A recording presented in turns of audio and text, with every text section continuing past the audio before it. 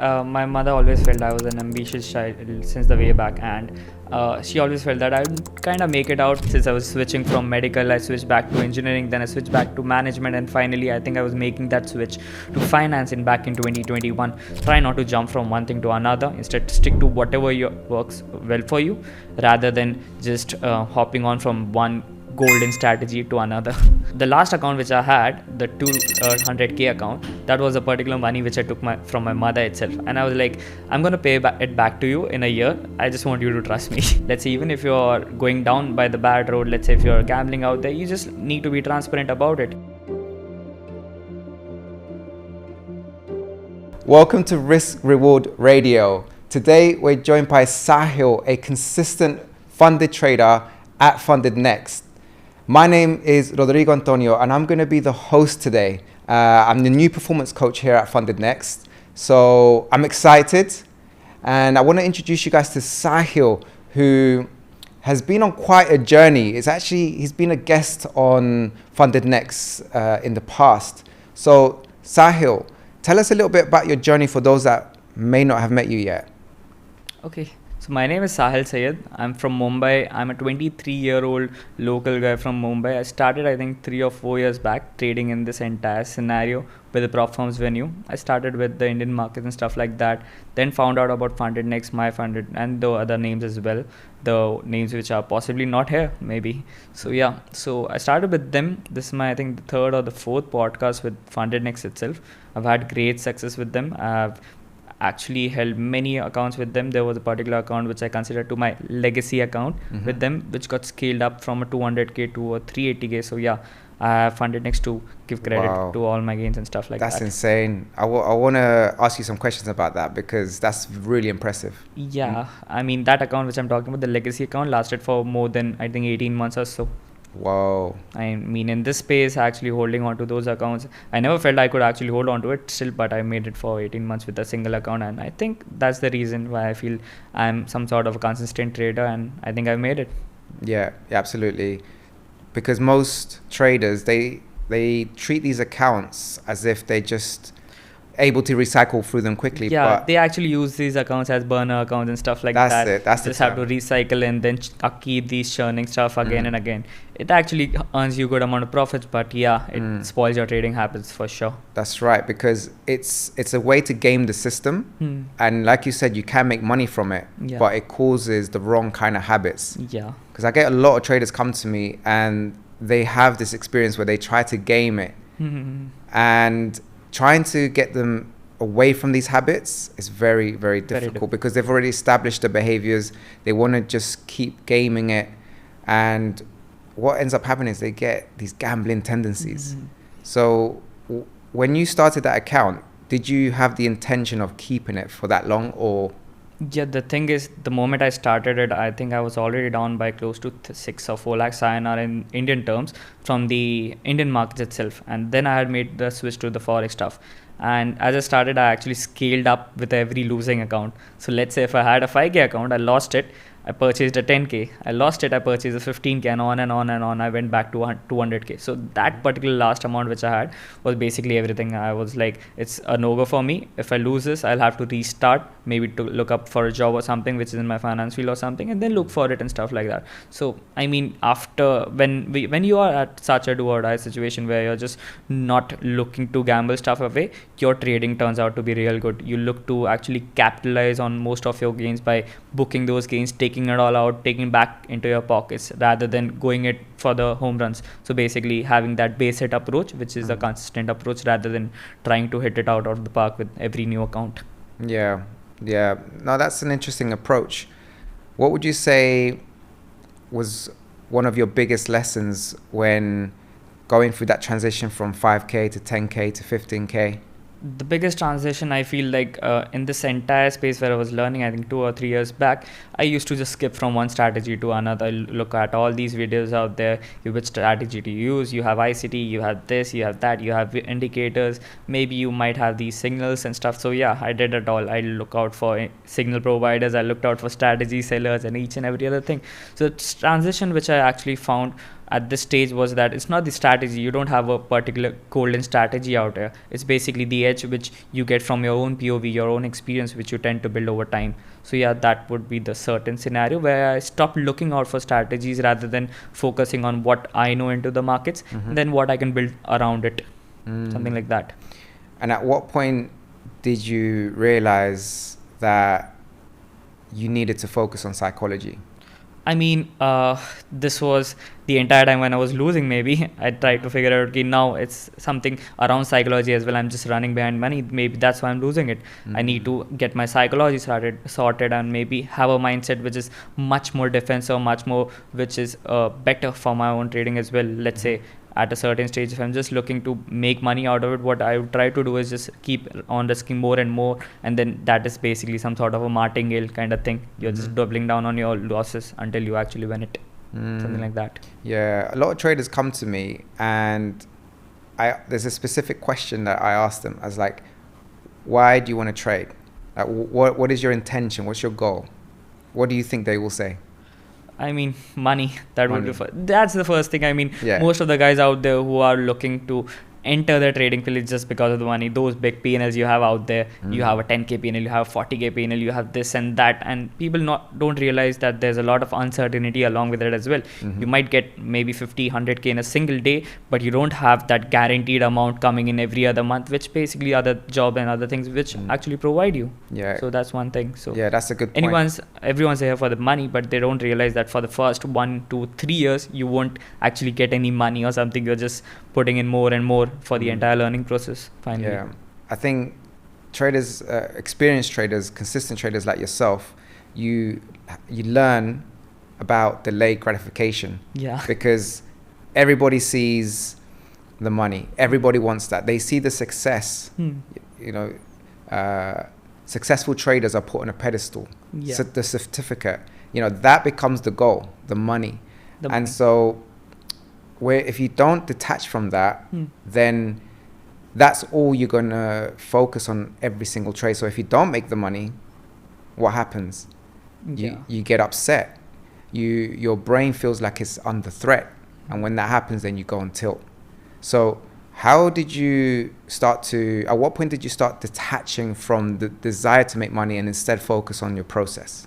I mean, that process, the entire time where I was trying to journal things up and stuff like that, that would be the time where I felt now I should just stop looking out for money, instead start to focus on the process and stuff like that, and then move back to the money end by just working on the percentage terms. Let's say whenever you're beginning, you don't look at percentages because you don't have very big size account, stuff like that.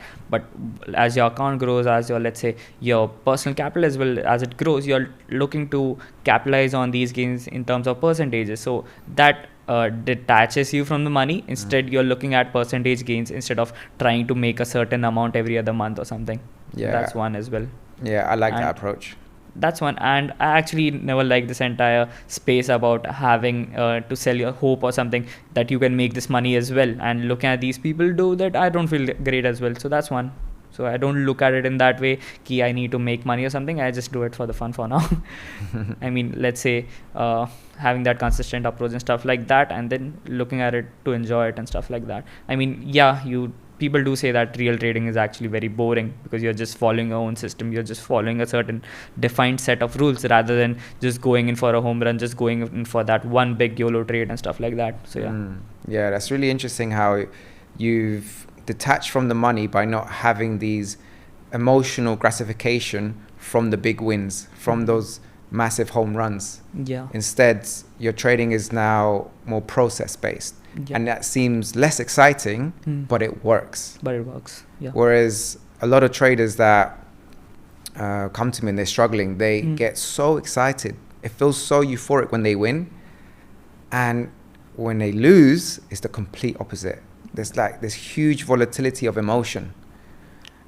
So what moments, what's happened in for you personally where you felt that emotional volatility? Like Do you recall a moment where you felt really negatively charged from a trading experience? Yeah, it happens many times, but it's, as I say, you do have a different amount of emotional, I would say, tolerability or something like that, where you have a certain amount, you have a certain risk up till that amount, you can actually manage. Whenever you go above or below that risk, you have that emotions coming in. Let's say if you're going too low below your certain risk, let's say I'm trying to risk $1,000 or something, but on a given trade I just have $10, I wouldn't be looking at that, right? But let's say if I'm now risking 2,000, 3,000, something like that, I know my risk is not very much sorted right now. With this particular trade, my process could, let's say even if this trade goes wrong, I am putting that entire probability set, the entire probability scale for the next few set of trades in a big mess, right? So I feel that risk management is something which also adds on to it, to your own psychology. Let's say if you have a good risk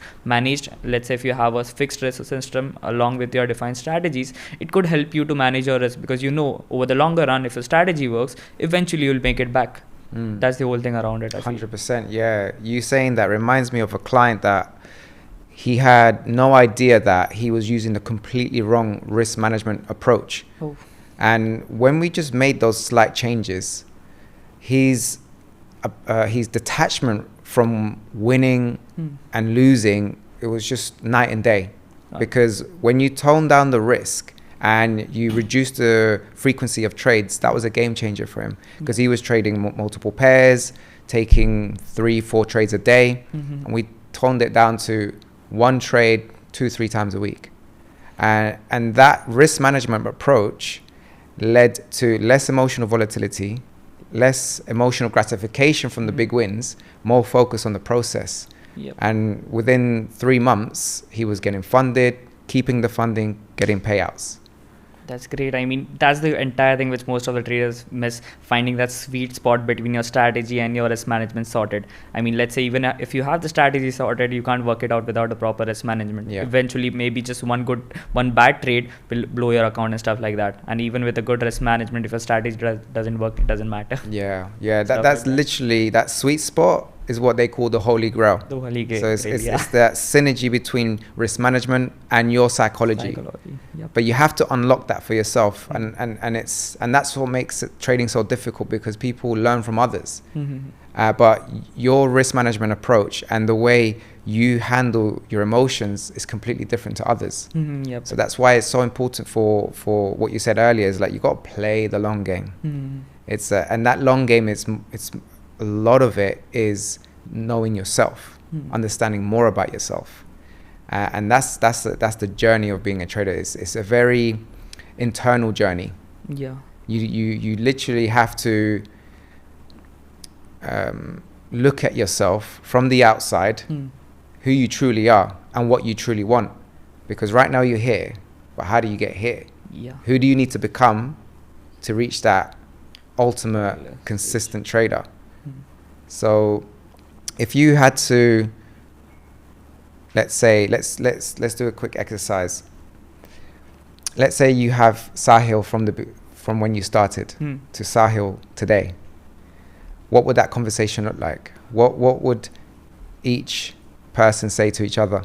I just ask him to stick to whatever you're using, because let's say if you just keep jumping from one thing to another, you're never gonna make it even one of those things. You will just jump from one strategy to a different thing, you'll second to a third and stuff like that. Instead, let's say if you try to focus something, try to build a certain defined strategy around a certain setup, what you'll try to do is you'll try to add your own POV to it. And with time, what will happen is that these particular strategies, this particular entire POV experience which you built, will help you in certain market conditions. But let's say during that time, I used to look at too many different people.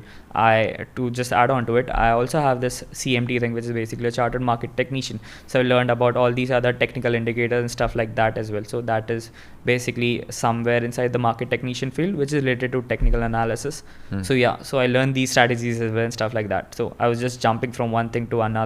And I used to look up to these people that, let's say, if they have the strategy which works well for them, it could work well for me as well, right? But that's not the thing. I mean, the person actually has a different POV. They can't add their own POV to a particular strategy while teaching it, right? You get that by experience. You get that by spending in that entire screen time, let's say 30-40 hours in a week or something like that. Only after doing that, putting in that hard work, watching that entire screen time, the price again and again at a particular point, you can actually try to build it up. Nice. So that's one, not try not to jump from one thing to another. Instead, stick to whatever works well for you, rather than just hopping on from one golden strategy to another, which never works eventually.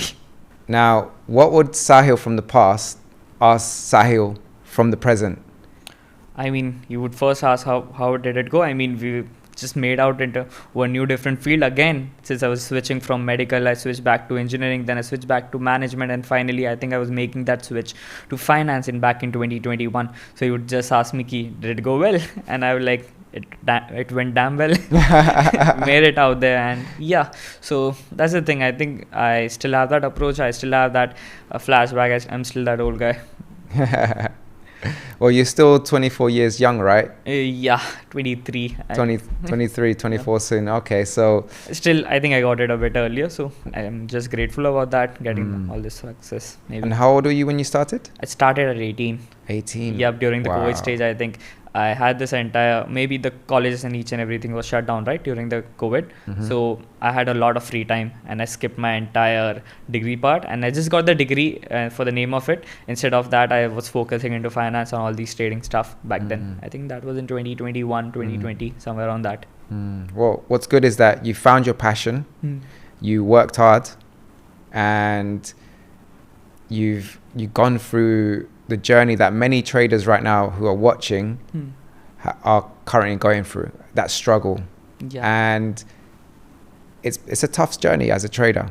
Yeah, I mean, it's way tougher just looking at each and every other get out there, hit those home runs, get more and more profits, and you're not able to make it. It hits at the early stages. So yeah, that is a big, I would say, bad thing about the space as well. Most of the things out there are just trying to sell the hope part, where you're trying to give each and every other hope. You can make it, but eventually they don't show the entire process, that it took 3 years to reach this stage. It took 4 years, and I've seen people actually not make it after 5, 6, 7 years as well. So yeah, it's a tough journey out there, and you need a bit of luck as well, surely.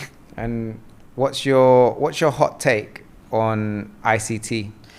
I mean, I feel that these strategies, he's very good at rebranding stuff, I feel, because I've learned Wyckoff way back. So if you know, there are 5 technical giants. You have Wyckoff, you have Merrill, you have Dow, you have Elliott, and then you have Gann as well. So these are the 5 technical giants who actually created these strategies back in the 19th century or something. So if you are a person who knows Wyckoff very well, his entire strategy about markups, markdowns, distributions, accumulation, stuff like that, and then you try to read into ICT, you figure it out. These strategies are quite similar. Yeah. You have the same thing. You have an accumulation, you have a manipulation of somewhere, which leads to a distribution, which basically means price building liquidity, price taking liquidity, right. Price moving ahead to take the other set of liquidity. And then you This have is the spring, something- the upthrust, Yeah, so turtle this soup. is this is the thing. So if you just simplify the entire stuff, you get the power of 3, which basically means the entire the accumulation based schematic by Richard Wyckoff. So yeah, I mean, he's very great at rebranding stuff, and even the strategy which he says, it actually works as well. So yeah, if you are able to do that, I mean, yeah, that's great. And as you know, the terminology used by him and the terminology used by the entire ICT space is great as well. So I do have a lot of respect for that. Even myself, I use these strategies while starting off, but since I already knew about Wyckoff and stuff like that, I tried to connect these dots, and my strategies are on the same place. So yeah, I still use the ICT terminologies, I still use each and every other thing, but the credit part I would give much more to the Wyckoff and the other guys who actually made it way back. Yeah, absolutely. Me too. I've learned so much from Wyckoff. And I noticed that when I started studying ICT, there were a lot of similarities. Similar concepts. The power of 3 is basically just an accumulation base, if you know. Yeah. A very well rebranded thing, to be Yeah. honest. Yeah. Most of the guys out there use PO3, the power of 3 thing, Yeah. ICT. So it's great that you shout out the founders of technical analysis. How about in the present? Who have you learned from, been inspired by? I mean, I would say there's not much inspiration out there, but because of the entire space, I feel this space is a bit cluttered. I feel like it's better if I trade alone or maybe inside my own tight-knit community. So as part of the inspiration, I would say, yeah, you could take any one of these names. You could take Serpical. You have these good Twitter handles which actually trade very well, and they are not out there to actually sell you a particular course or something. They're just out there to share you a certain bit of knowledge which is out there for free, so you can do that as well. So you have a few names, namely, I'm just taking up a few Twitter handles. You have Sir Pickle, you have maybe PW Patrick Wheeland, which is basically a competitor for ICT. So yeah, so, and many other names in the future space as well. So yeah.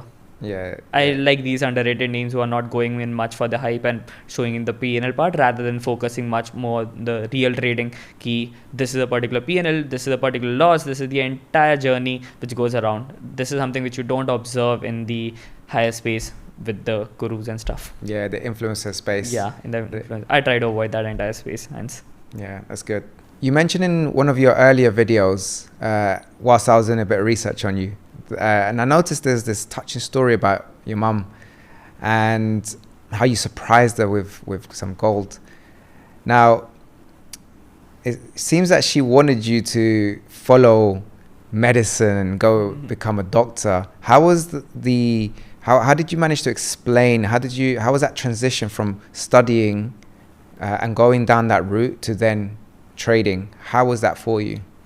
The thing is, my mother always felt I was an ambitious child since the way back, and she always felt that I would kind of make it out, even since I was exploring in way too many different fields. I was exploring into finance, I was exploring into medicine, engineering and management. Finally, I did my bachelor's in hotel management, which was basically not a very interested course for me. And then eventually during that period, my mother knew ki I'm not going to be able to make it inside this. I'll have to find something new. And then she found me actually shifting back into the finance field again and again, trading part. And she saw me actually looking at these charts, and she thought they were mountains or something. I was just looking at the mountains randomly on a particular screen.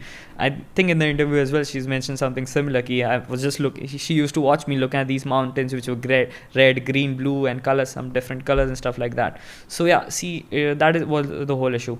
She never actually knew what I was doing this entire time, but she knew I was up to something which was possibly good enough for me. And then eventually, I think, as you know, I just told you about how I scaled up with every losing account, and I was already down, I think, close to 5 or 10 lakhs INR in terms of Indian rupees. So the last account which I had, the 200k account, that was a particular money which I took from my mother itself, and I was like, I'm gonna pay it back to you in a year. I just want you to trust me. Wow. And then I took up a job along with the funded account, and then I used to work at a particular MNC for a single year, where I was like just trying to figure it out, my own trading and the entire job. So I had a backup plan key. Let's say if I don't make it in trading, I'll work for a year and return this money back to my mother. But good, I just made it. So yeah. And then the first payout which I got, I think it was back in December. I still remember the day. I think it was 25th of December, Christmas Eve. I got my payout from FundedNext. I'm like, yes, I think I made it. And then I went back home, bought my mother a golden coin, which was the first gift maybe. Wow, that's so inspirational. Yeah. Great. I mean, that feeling to give to your mother something back eventually, after all these years of struggle, after all these years of my mother actually believing in me, since we are from a middle class family. I mean, yeah, it takes a huge amount of courage to actually believe in your son as well, instead of trying to just push something on him and ask him to do this thing particularly. So my mother and my parents were too cool about that. So that's one. That's fantastic. Yeah, I have a lot of Asian friends, and in your culture, going down the medicine route, the engineering route, you know, these seems to be the most typical. And in fact, you guys are the best in the world at it. So it's for a reason. But it's always going to be challenging in your culture, right? To explain that these mountains that you're looking at are actually, it's something that is going to provide you with something that is going to provide you with financial stability, but at the same time, it's also going to provide you with a future. And so trying to explain that when you haven't made it or you haven't been consistent, you know, that's very difficult for a lot of traders, having to explain that to their family, maybe a spouse. And so in some cases, it might be better for traders to just not tell anyone for the first 1 or 2 years that they're actually trying to become a trader, because of then there's less pressure from external pressure. Did you tell your family straight away, or were you always very transparent with them? No, I actually never told him up directly. until the day I actually made it out. So for the first 1 or 2 years, she knew I was doing into this, but she never asked me upfront, ki, what are you doing and what I need to know and stuff like that. But as I said, we were a bit of some sort of a cool family, and then my parents were cool about me figuring out stuff, trying to just look around, ki, what I need to do. And I think I was just 18 or 19 years old, so there was a small little bit of worry ki I won't be able to figure out what I like, because that is supposed to be a certain golden age where you need to figure out what you want to do. And to just give you a Indian household mindset, everybody loves job security or something like that. They don't want you to go into that uncertain path of field where you are just not sure about tomorrow how much money you're going to make tomorrow. Instead of that, let's say if I just tell you tomorrow, or maybe in this entire month you'll make 30k INR, they'll be happy about it, that you're making something like that. You'll actually have your finances sorted and stuff like that. But if I say you, okay, I'm not going to make any money for the next 1 week, but I'm also uncertain about the next few months as well, so that is something which brings about a huge amount of pressure in their minds as well. There's no security, and then that's the part which is there in the Indian household. So yeah, it was tough, but yeah, I think I made it. And do you remember your first payout? Yeah, the first payout, as I said, was on Christmas Eve. I was back in Himachal, in Manali. I was enjoying with my friends, and I was like, yes, finally I got it. And then we just partied all night long. I came back home after the entire New Year stuff, and then first thing first, I just returned my money back, to my parents, my mother and my father, and then the gift. And what was that feeling like for you? It was super great. I mean, just returning that entire amount, because taking some money, I never do that with my family members as well, but that particular amount which I took from my parents was the last thing, and the first and the last thing which I did. And then I was like, let's do this for my mother, and then returning it back was a huge relief on my mind as well. And then, as I said, you had these particular, it was basically a refund which you get after your payout. Let's say your first payout gets your entire fees refunded, right? So that basically means you're just off the hook. You don't have any risk attached to it. Rather than that, now entirely whatever you're going to make is just pure profits. You don't have any risk involved to it. You don't have your fees still stuck in it and stuff like that. I think it's a bit deeper than that, Sahil, because yeah, it adds on to the psychology. There's the financial aspect. You know, you do, when you get your refund, there's a relief. I agree, but when you're talking about money you've borrowed from your family, that's also tied to your identity. It's also tied into your self-worth, your how you view yourself as a man. And so returning that money back after earning it, doing consistent trading, you know, that in itself demonstrates that it was much more than just returning the money. It was much deeper than that. It was proof to you and to them that you have what it takes to reach your full potential as a trader. And that huge relief is tied to your identity. And that's something that when I first start working with traders is I focus on who they are. And I ask them with a set of questions exactly who they want to become. Because we know where they are now, but where do you want to become? What do you want to do in the next 3 years?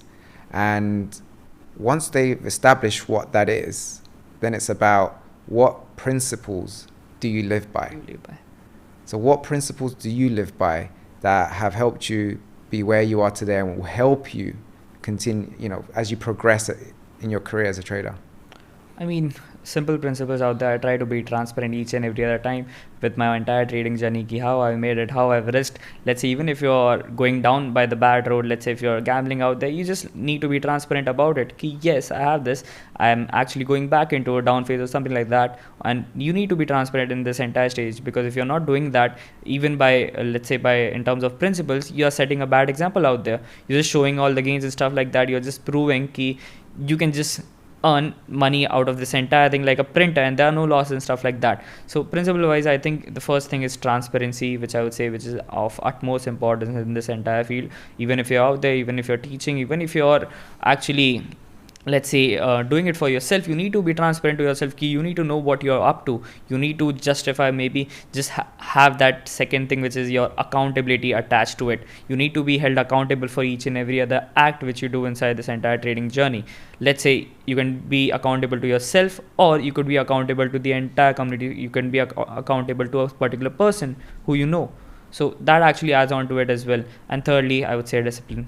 Discipline is something which is of utmost importance, and then without discipline you can't actually make it. It adds onto your personality as well. And let's say a simple line out there would be, your trading is just basically a reflection of your entire personality and your management with money and your relationship with money. Yes. That is something which I believe in. Yes, I love that. And from everything that you said, you started with transparency, you said accountability, you also mentioned discipline. Now, to be able to do those at the same time, you also need integrity. So you are integral to yourself. You have integrity towards your family, who are also in a way holding you accountable because they have certain expectations of you, right? So integrity is essential. You have to be integral to yourself and those who are holding you accountable, because this is a business. Yeah. And in business, you need to have integrity. You need to be a professional. And so that's one thing that when I work, that's one thing that when I work with traders is I emphasize the importance of integrity. That what do you do when no one's watching, right? So if, for example, and I'll give you an example, one of the questions I asked one of my clients who's now consistently making 10K a month in payouts. If you had a camera crew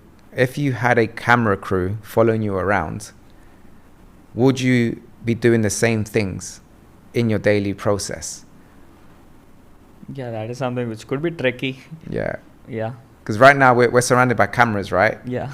Now imagine these cameras following you around for, let's say, an entire week. You'd be a lot more conscious and anxious while trading and stuff like that. You won't be taking some random trade out there because people are watching you. People might copy you. People might actually just try to fade you or something like that. So that is way tougher, I would say. So that's an exercise that I got one of my clients to do. And he literally spent the entire week thinking someone's watching. Someone's watching. And I got him to record a maximum 90 minutes of his trading sessions. So he had to have his camera on, his mic, and I was watching him literally through those 90 minutes, making those decisions, speaking out loud what he's thinking, what he's seeing. He had to record his screen as well. And then afterwards, we would review that tape. We'd review his footage, frame by frame, and seeing not just what he was thinking and what he sees, but also his body language, how he's actually responding to when the trade was entered, when the trade went into drawdown. And it's fascinating. Have you ever tried anything like this? Have you seen yourself on replay before? I don't do it much, but yeah, I actually share my screen while trading in front of my community and stuff like that. So in that way, I try to keep myself accountable. These are my stats. Today I made this much. Today I lost this much and stuff like that. So everyone basically knows let's say even if I blow a particular account, they'll know eventually where is this account? You don't have it right now, so it means possibly it's blown and stuff like that. So I add my accountability part in that way rather than maybe streaming it, because I'm a bit personal about my own trading journey. I try to share it with my tight knit of community. That is way better instead of the entire space. Okay. So yeah, a good little exercise, by the way. I'll try that out. Maybe try to record myself and then let's say I'll tell you how it goes. yeah, I'd like to see. Yeah, let me know. Right, Sahil. So we're gonna do a new addition to the podcast. It's Never Have I Ever. So I'm gonna throw different scenarios at you, and you're gonna either say I've never or I have. So you can't think. You just have to answer quickly. Perfect. Yeah, because you're transparent. Yeah, it's one of your principles. Never have I ever revenge traded after a loss. Yeah, I do it every month. You get tilted, you're trying to maybe try to list something off board. Let's say now, since I'm making a switch to futures, I do have that entire some sort of a home run kind of thing as well attached to me. So I have these particular separate set of accounts where I try to do these things. So yeah, I mean, let's say if there is a particular guy who says he never revenge trades, so he's possibly lying maybe. So you very low chances of doing it. So yeah, as I said, once a month maybe or twice at max. So you intentionally do it just to like scratch the itch. Yeah, let's try to get that gambling wick away. I love that. I could try it using lottery tickets as well. Never have I ever made profit after breaking my rules. Yeah, I've done it multiple times.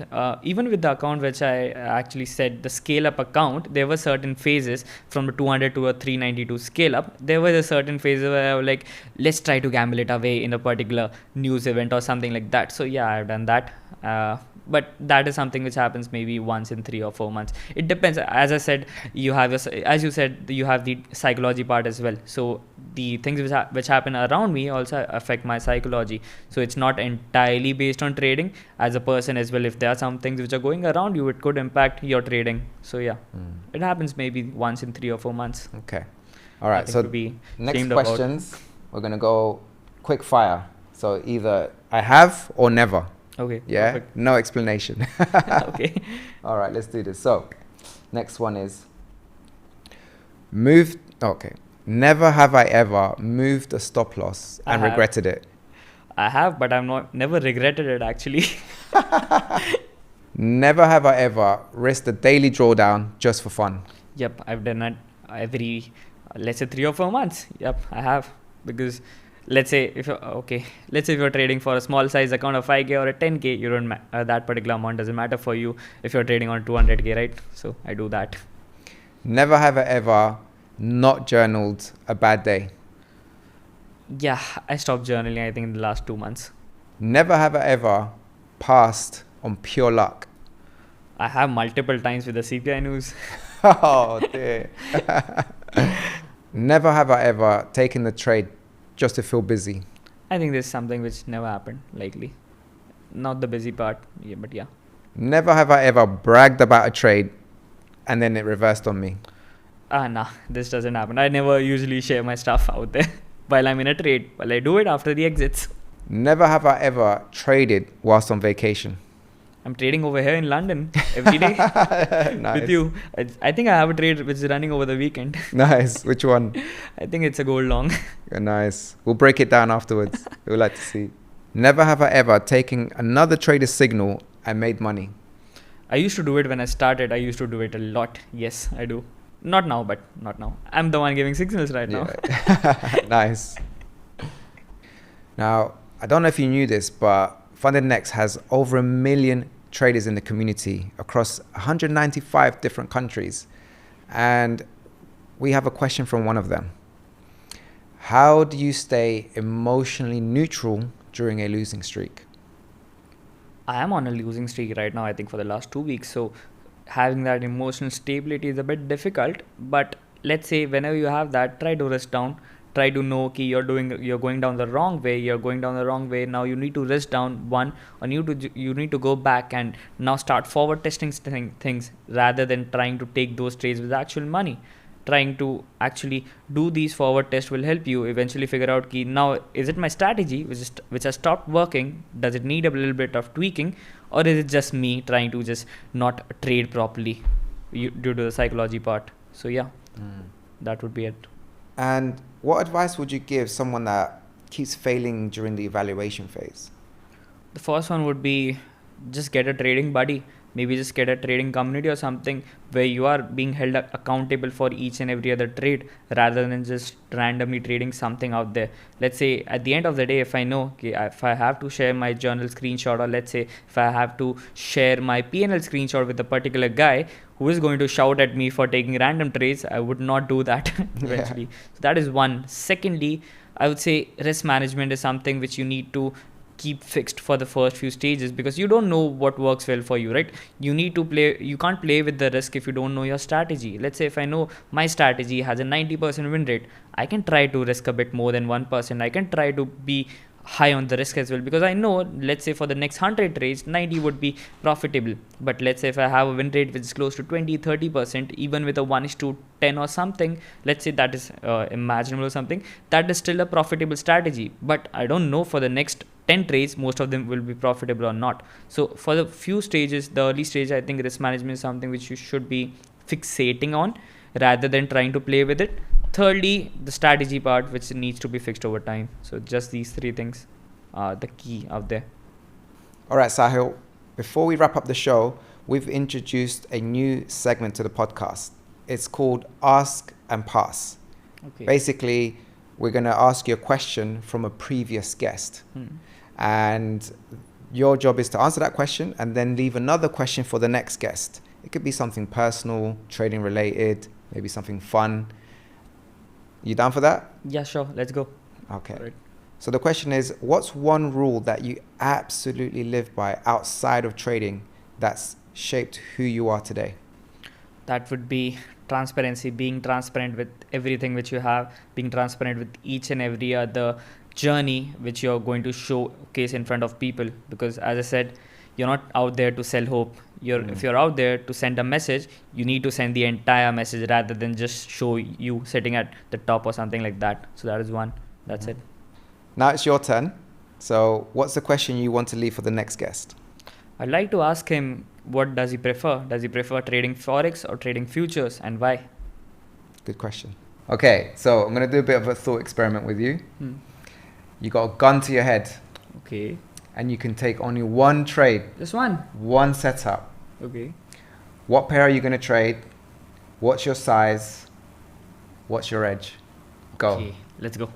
So it's definitely going to be a major pair. One of these, let's say inside this majors list, you have gold and stuff like that. But since I've been into futures, I'll just choose NASDAQ, the one best thing out there. The one thing which is the most volatile, the one with the most volume, stuff like that. So I'll trade with NQ. That would be my pair for today. NASDAQ, NAS 100 or anything which you want to say. So one of these. And inside this, looking at this chart, one strategy, or I would say one simple setup out there which I would like to use is just a simple base fib tool.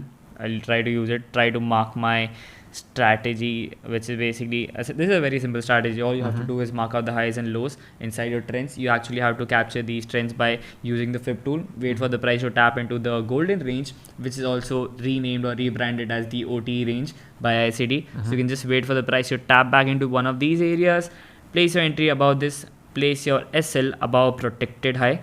Let's say over here, this is a protected high. By protected high, it means that the price never breached this entire area, the price never swept it, or even if it swept it, the price now trading on the downside, and then try to target this low. Whenever you're trying to place your entries inside the OT range or maybe the golden range, place your SL above this, try to target the low, you'll get a easy 2R. This is a verified strategy out there. Many people actually use it. So this strategy has a close to 40-60% win rate with a 1:2, 1:3.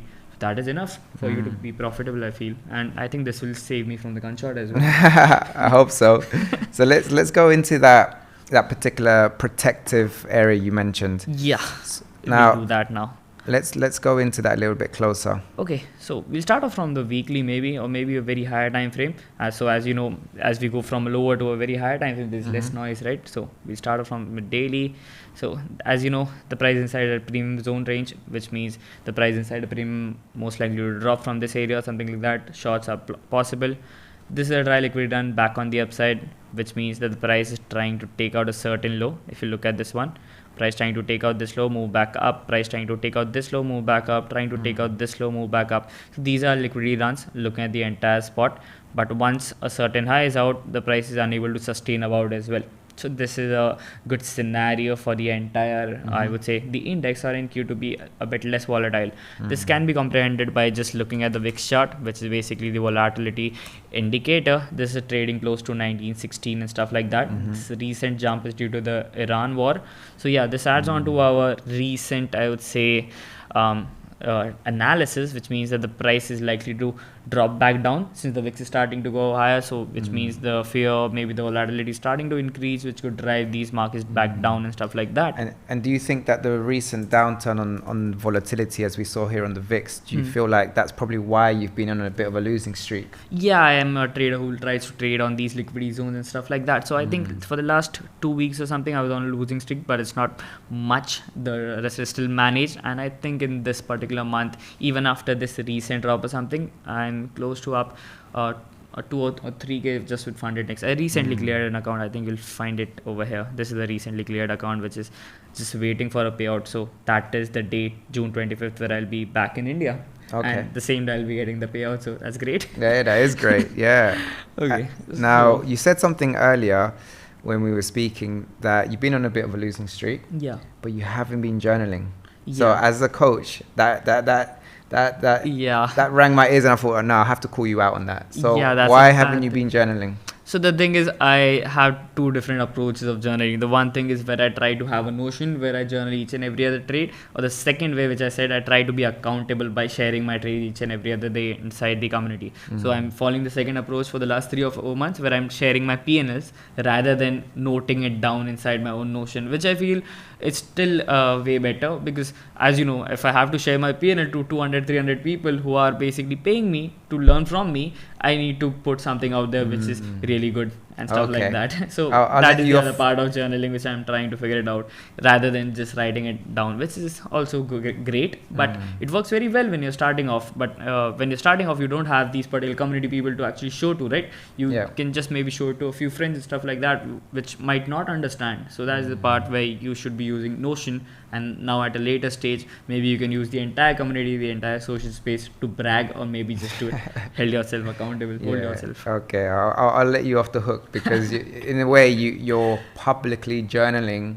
your process. So in a way you are tracking, because what you can track and you can measure, you can control. Yeah, you can control. So you can review it later as well. You can review it later. So make sure you catch up on your actual journal. Yeah, track it, because even though you're going through this period of losses, you can use this as very good data later on, because if you ever see the VIX go to record highs like it did recently when Trump came to office. During Trump, I think during the Labor Day dump, it was up close to, I think it went back to 60 or something. Yeah, insane. If you see where this is the Labor Day dump, which caused maybe 20-30% in NASDAQ and the other things. Yeah, insane.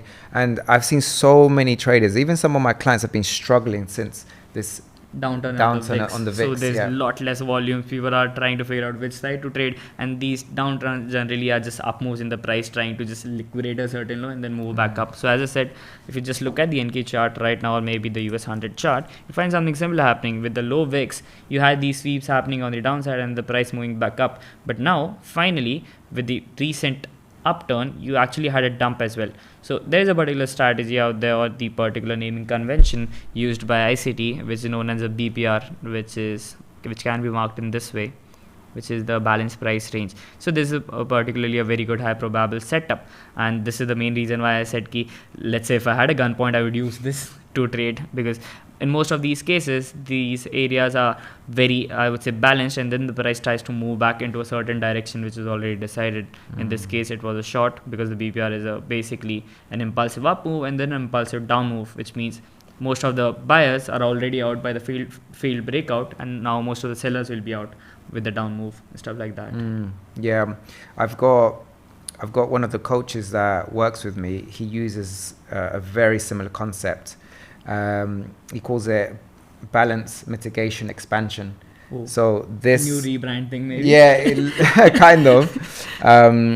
But yeah, the 50% range, the 50% range of here is a very significant area. Yeah, exactly. And once that gets mitigated, it leads for that expansion. Yeah. And this is fractal. You can see this in multiple different time frames. Yeah. And it's so effective. It's so accurate, specifically on NQ. Yeah, it works very well, because most of these downturns and swings are created around that 50, 60, your golden region area. And if you try to just name it out there, you also have this other naming convention, which you said. So 50% is also known as CE in ICD terms, by the way. So you can just mark the 50% encroachment, something like that. So yeah, so something similar, taking this entire swing high to low, and then 50% wait for it to get tapped. Even inside the OT trade, which I just shared you, maybe you could just wait for this and then try to trade over here with the 50 thing. So yeah, it works great out there. This is basically just a way of, I think, capturing your trends, which has been out there since a long time, and now if you can just fixate a few things, you can sell it well. Yeah, exactly. But hey, look, you survived. Yeah, you saved me. I actually saved myself from the gun shot. Yeah, well done. Trading saved me finally.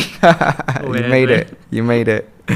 Sahil, so you're known to not blow your accounts ever. All right, I'm exaggerating. That's right. I'm exaggerating, but tell us about this account that you've held for so long, because I really want to understand your psychology, your mental resilience throughout that period. Because how long did you hold that account for? I think including the challenge phases, it was over 18 months or something. Yeah, that's insane. 18 months. 18 months, I think. And that was the longest I've ever held on to it. Any account out there. And how many payouts did you get Would Close to that 12, if I'm 12 not wrong. payouts?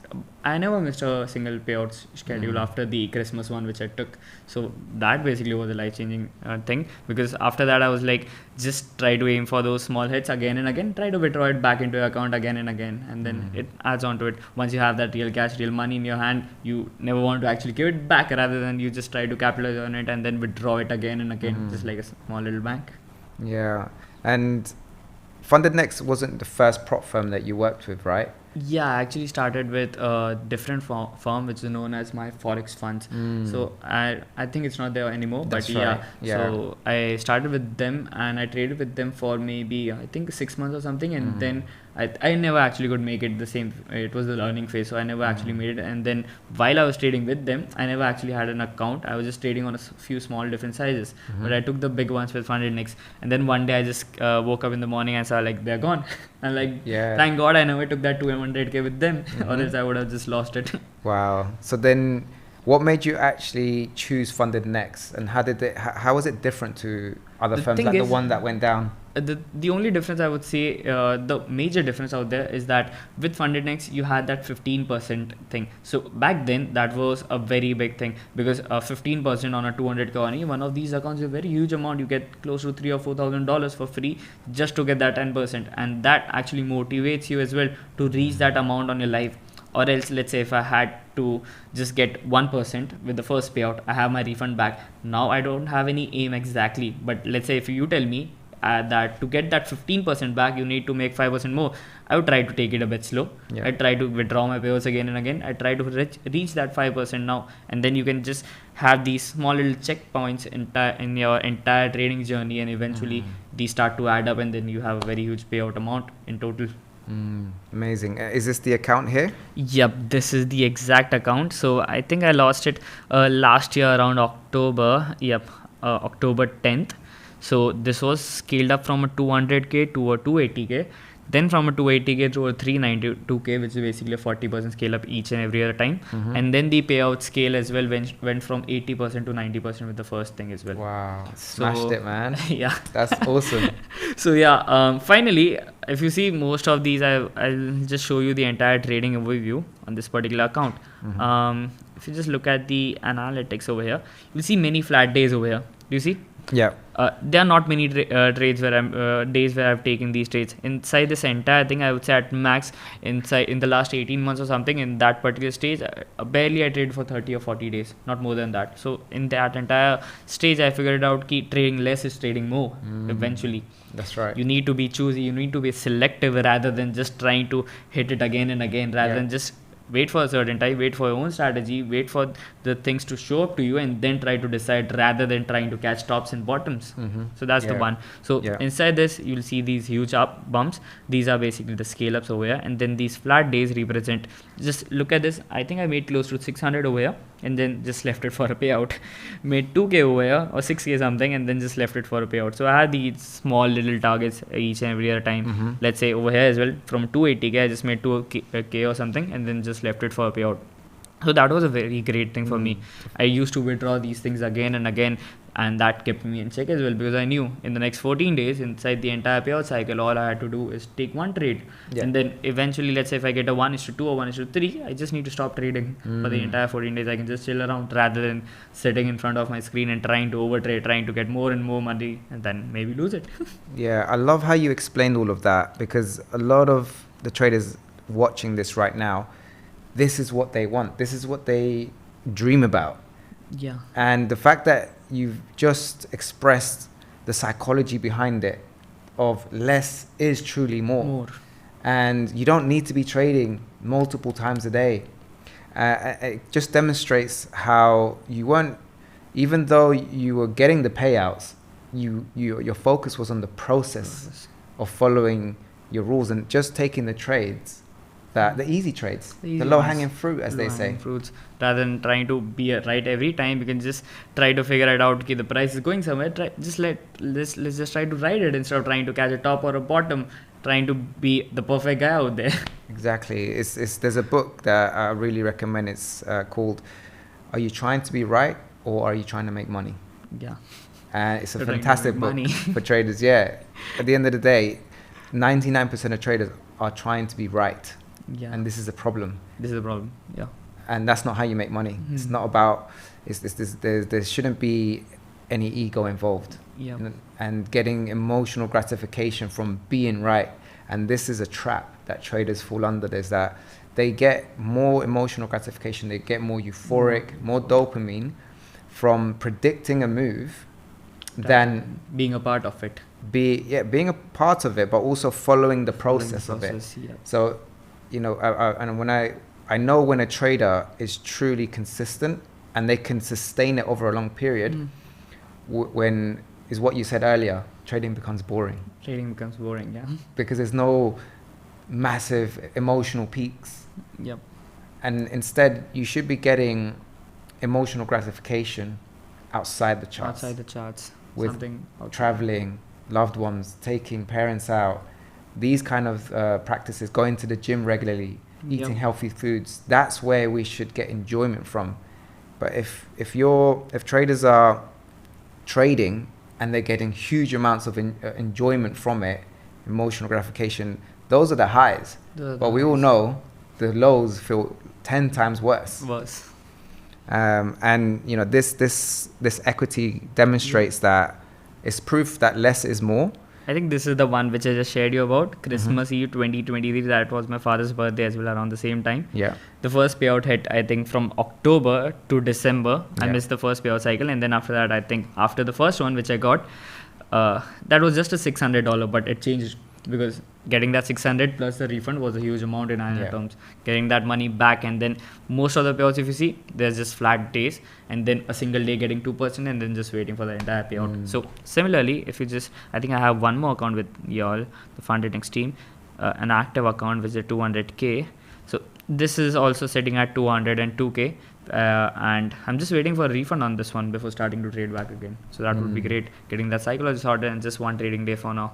Yeah, because that refund, like you said earlier, it's a relief, isn't it? It's a relief. You get your money back. Now you're free to trade along with this. This is just like a free account, but you have a minus 20k P&L to work with. So yeah, that would be great. Yeah, and you know that this is proof that you're treating this like a business. Yeah. And that relief is also you covering your cost, because in the business you have both costs and you have revenue. And at the end you get the profit. And so you want to have good margins here. And so by just accumulating $200 on a 200k account just to get your refund, this is very strategic. Rather than when someone gets funded, most traders, they just want to make as much money as possible. As fast as they want. As fast as they and what happens? What's the result? Yep, they lose it, likely. That is the reason I think why they have a 7% win rate. So there's a particular stat out there which says that in the entire props scenario, only 7% of the traders actually make it to the first payout itself. Yeah. And I think that's the reason why this industry is working so well. Maybe. I think one of the best or the best report that I've seen is from FundedNext. Yeah, I think I read the FundedNext one itself, the 7% number. I think it came from over there. Yeah, when I was researching you, I noticed you mentioned there, and I think you're showing the PDF for me. Yeah. So that PDF for me was a game changer. It gave me some really good insights as to why traders fail so much. Yeah. And the psychology behind it all. So I'm really glad that we got to really dive deep and have a glimpse into the way you think through your trading account, through your journaling, and even you demonstrating with a gun to your head. That good little trade I took last day. I mean, yesterday itself. Yeah, and you actually took this trade. Yeah. Amazing. Fantastic. This was the Iran war news which came in, and the second dump which I took actually. This one.